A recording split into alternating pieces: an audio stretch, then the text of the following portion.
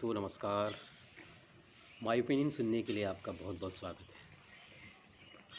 बड़ा दुर्भाग्य है बिहार का, जिस बिहार ने देश को पहला राष्ट्रपति दिया, जिस बिहार से जो हमारे आईएएस एस्पिरेंट हैं, बहुत ज़्यादा आईएएस वहाँ से निकलते हैं।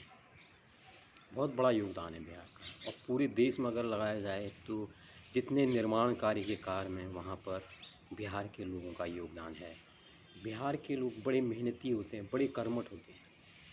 लेकिन मैंने जो देखा है, मैंने अपने जो मुझे थोड़ी समझ पैदा हुई है पिछले 30-35 सालों से मैं भी देख रहा हूँ, बिहार की राजनीति उतनी बढ़िया नहीं चल रही है जिस हिसाब से बिहार का स्तर है। बिहार बौद्धिक लोगों का राज्य मैं कहूँगा, जहाँ पर नालंदा विश्वविद्यालय जहाँ था, यहाँ पर पूरा पाटलिपुत्र मगध इतना बड़ा एम्पायर है जो विष्णुगुप्त या चाणक्य की जो कर्मभूमि थी वो भी बिहारी है।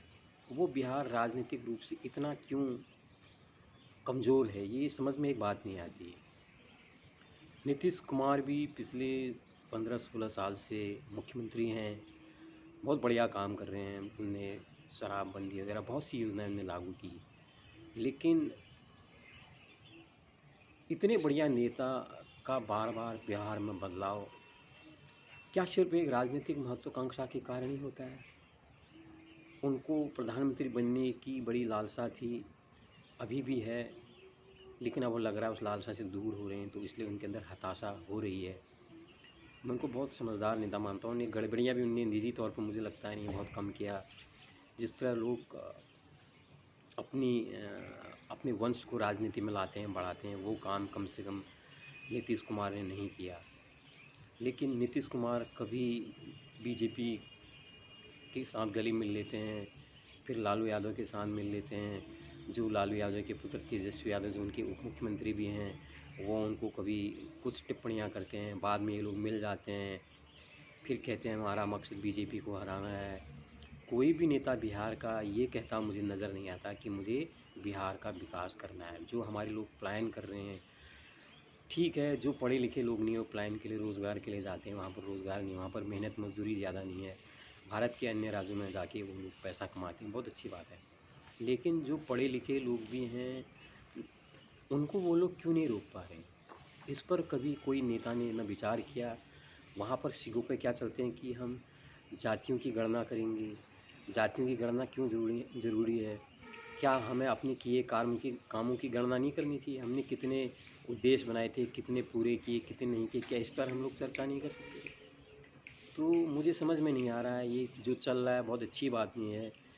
और कांग्रेस वहाँ समाप्त प्राय हो चुकी है, और नेता ऐसे नहीं वहाँ नहीं है। कुछ जैसे चिराग पासवान है, बीच में एक महिला नेत्री उभर के आई थी इलेक्शन के टाइम, उसके बाद हालांकि उनका नाम नहीं सुनाई देता है।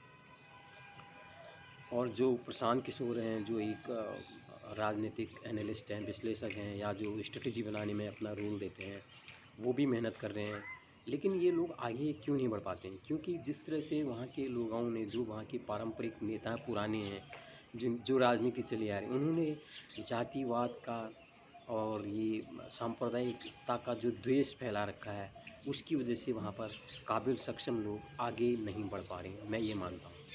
तो नीतीश कुमार के बिहार में परिवर्तन को हम लोग टीका टिप्पणी कर सकते हैं, लेकिन इसको एक राजनीतिक संकेत बिहार के लिए नहीं समझा जाता है।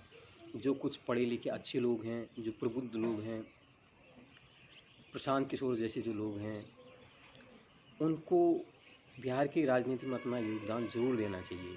उससे मुंह नहीं मोड़ना चाहिए। उनको ये नहीं कहना चाहिए नहीं, राजनीति पढ़े लिखों का काम नहीं है। यही करके हमने असल में अपने देश की दुर्दशा कर रखी है। तो मैं उम्मीद करता हूँ, मैं आशा करता हूँ कि जो पढ़े लिखे लोग हैं, या कुछ जो रिटायर भी हो चुके हैं बड़े बड़े पदों से, वो आएँ और राजनीति में अपना योगदान देश हित में ज़रूर दें। बहुत बहुत धन्यवाद दोस्तों मुझे सुनने के लिए। नमस्कार।